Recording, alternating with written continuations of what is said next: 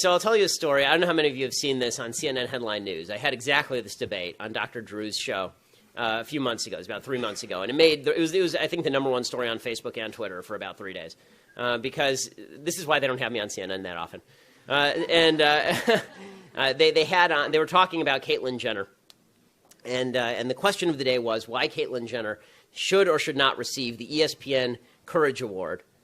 Because, as we all know, the courage to have a boob job, make millions of dollars off of it, have a mental illness that's exploited by television cameras is exactly the same as the courage it took for men to get off boats at the beaches of Normandy on D-Day. I mean, courage is courage, guys.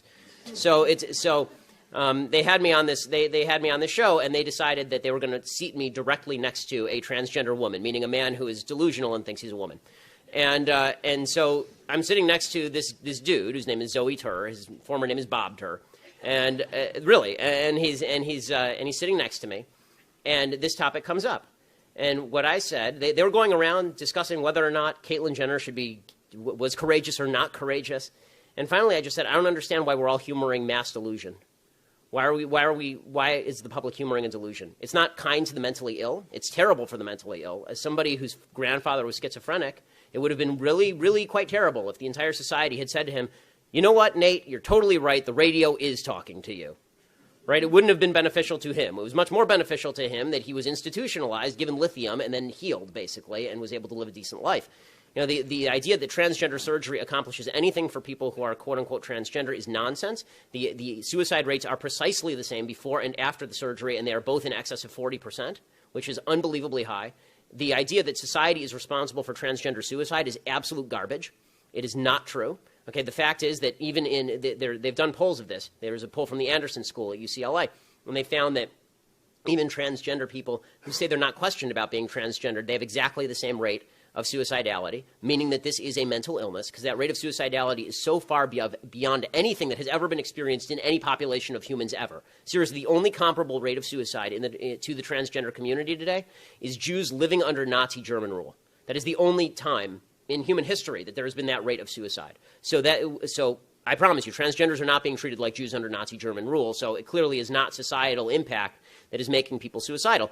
What's making people suicidal is that this is a mental illness, and it is barbaric to suggest that a man can become a woman and a woman can become a man with a snip of the knife. It's horrifying, and it is mutilation, and it is brutal. And the people who are pushing this have no sympathy for the people who are actually suffering from it. They're forwarding mental illness. They're forwarding mental illness to kids because they want to teach this to children now. And this is one where you're on. I mean, these people. It is unbelievable to me that the left suggests that we're the party of anti-science. Okay, they are the party of vaccines are bad and men can magically become women through some magic man-to-woman machine. Right? It's such utter nonsense. Every cell of Caitlyn Jenner's body has a Y chromosome, except ironically for his sperm cells. Right? So the idea that these are women is just it's utter tripe. And I have to say I am enjoying a little bit how the transgender movement is destroying feminism. That's kind of fun, because the feminists have always argued that men and women are inherently different. Right, men and women have a beautiful, unique thing to bring to the world. And then, of course, they say a bunch of other crap. But that's the part what they say is true. And now they're saying, but transgenderism says that men and women are exactly the same and can randomly shift. It's weird to hear Hillary Clinton, for example, say, Caitlyn Jenner is a beautiful, lovely woman, and then in the same sentence say, and we need a woman president. It's like, well, that's kind of weird. Why? If men and women are exactly the same, then why do we need a woman president? Right? Men and women are exactly the same. So Barack Obama, without any changes to himself, if Obama really wanted to jack her in this election, he would do that. He'd come out 2 days before the election and he'd say, I'm the first woman president. Right?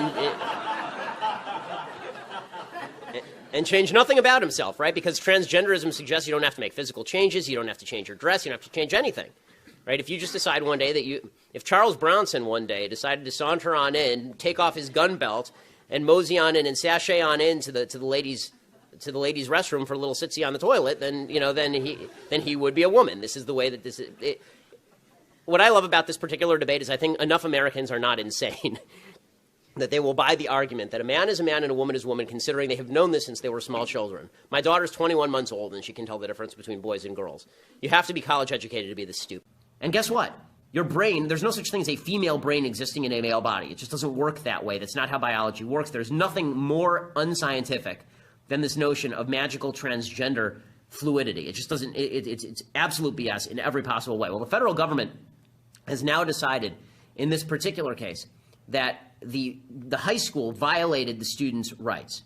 The student, who was identified as a girl for a number of years, filed a complaint with the Office for Civil Rights in late 2013 after she, I love the media, after she was denied unrestricted access to the girls' locker rooms. First of all, full biological boy, complete with twig and berries, okay? Everything's there.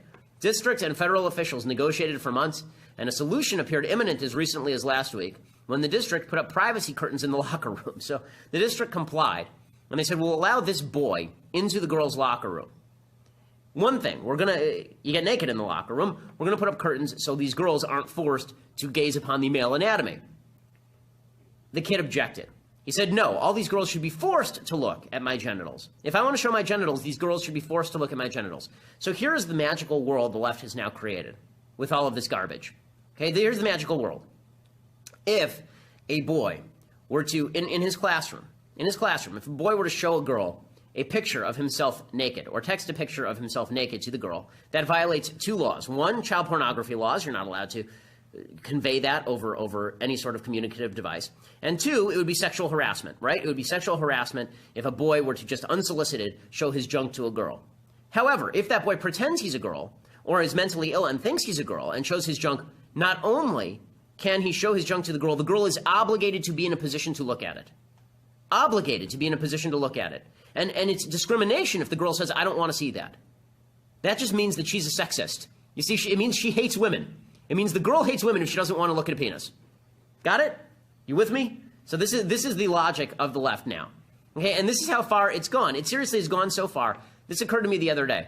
You realize that we live in a society now where if an adult, this is the correct standard, okay, the correct standard. If an adult were to touch a child sexually, I'm talking about like a 10, 11-year-old child sexually, in a sexual manner, that would be pedophilia. We'd put him in jail for life, as we should, and we should look to castration as a possible solution because this is egregious stuff. However, and why? Why? Because even if the kid says they consent. Why? Because children are not capable of consent, right? This is the basis of all pedophilia law. However, if that 10 or 11-year-old says, I am a girl, and that 10 or 11-year-old happens to be a biological boy, and you chop off that person's genitalia, or you give that person hormone treatment to shrivel their genitalia and prevent hormonal development, then you're a hero. So in other words, if you're a doctor and you touch a kid's privates without any sort of consent, in a sexual manner, you go to jail. If you touch a kid's privates, give that kid a shot to prevent the development of the privates, and then prepare that kid to have the privates chopped off, you're a hero. Politically correct parents are now celebrating brutal and life-destroying child abuse. Our society and our despicable media are celebrating with them. So I don't know if you've seen this video. It's going around of this woman named Erica Mason of Detroit, and she's giving her 14-year-old biological son, Corey Mason, a dose of estrogen because this 14-year-old son thinks he is a girl on the inside. So he's a transgender boy, right? And he thinks that he's a girl. Here's how ABC News headlined this dramatic act of brutality, this mother giving estrogen treatment to a biological boy. Quote, see this transgender teen's emotional response to a life-changing event. Here's what ABC News actually wrote. Quote, if Corey Mason's story is any proof, sometimes the biggest things really do come in the smallest packages. Last week, the transgender teen from Detroit received a life-changing gift inside a little pink and white box, her first dose of estrogen. And her emotional response, caught on camera by her mother, Erica Mason, has gone viral. Erica talked to ABC News about the hurdles faced by Corey, including exclusion and bullying at school. That forced Corey to be homeschooled. And then Corey's mother gave him hormone therapy to stop puberty. This is when he was like 11 years old. So an 11-year-old boy was given hormone therapy to stop puberty. We can't wait until he's 18 because, you see, then puberty would have kicked in. He'll look like a man. So we have to actually stop a boy from developing into a man in order so that we can make sure that the boy develops into a woman. This is all biological nonsense, but this is how society now views this crap. Corey went back to public school looking more like a girl, and then Erica lectures all of us on proper parenting technique. Quote, I want them to open their hearts and accept their children for who they are, not for what gender they do or do not identify with. Their hearts do not change because their outer appearance does. We all just want to be loved and accepted by others. That's all any transgender child wants, to be loved and accepted fully by their parents. Now, the idea behind this kind of garbage is that gender is completely a societal construct, and if you want to save your transgender child, all you have to do is tolerate and, of course, make sure that your kid has hormone therapy at 11 and transgender surgery at 15 or 16 years old. Here's what transgender kids actually need: proper therapy and treatment. But this is what happens when a society begins to accept the crap pseudoscience of transgenderism. Kids suffer, and they suffer at the hands of their parents. Corey is not going to be cured of maleness through prepubescent hormone treatments and therapy. Here's the stats, okay? Just 4.6% of Americans altogether attempt suicide. 41% of transgender people do. According to the Williams Institute at UCLA and the American Foundation for Suicide Prevention, quote, prevalence of suicide attempts is elevated among those who disclose to everyone that they are transgender or gender nonconforming. 50% of people who tell all their friends that they're transgender try to commit suicide at some point. 45% of transgender people who have undergone hormone therapy try suicide. So it turns out that only 41% of transgenders try suicide. That number goes up if you have hormone therapy. The same is true for people who undergo any form of surgery. Actually, suicide rates are the lowest among transgender people who don't want any form of treatment. And as for this ridiculous notion that it's because society is mean that transgender people commit suicide, this too is garbage. It's nonsense. The reason that transgender people try to commit suicide is because they suffer from a horrible mental illness, and you have to feel horrible for them. Here's what the stats show. For transgender people who say they occasionally are identified as transgendered by others, in other words, they're walking around and somebody says, you're not really a woman, you're a dude, 41% have attempted suicide. And that's only for those who are operating occasionally. Among those who say that they are never identified as transgender, never, ever, meaning that they live their entire life and nobody really cares whether they're transgender or not, 36% of them try to commit suicide. In other words, transgenderism, it's a mental disorder. It's not the fault of a societal construct. The only real societal construct is the stupid, idiotic, ascientific, anti-evidentiary notion that biological sex and gender are totally separate and independent. They aren't. And it's cruel for the media to promulgate this garbage, especially when it does have impact on kids. The fact is that this particular kid decided that he was a she after watching YouTube videos about Jazz Jennings, the YouTube star, transgender child. There are effects to a society that wishes to participate in mass delusion. Corey is a casualty, and his mother is the perpetrator.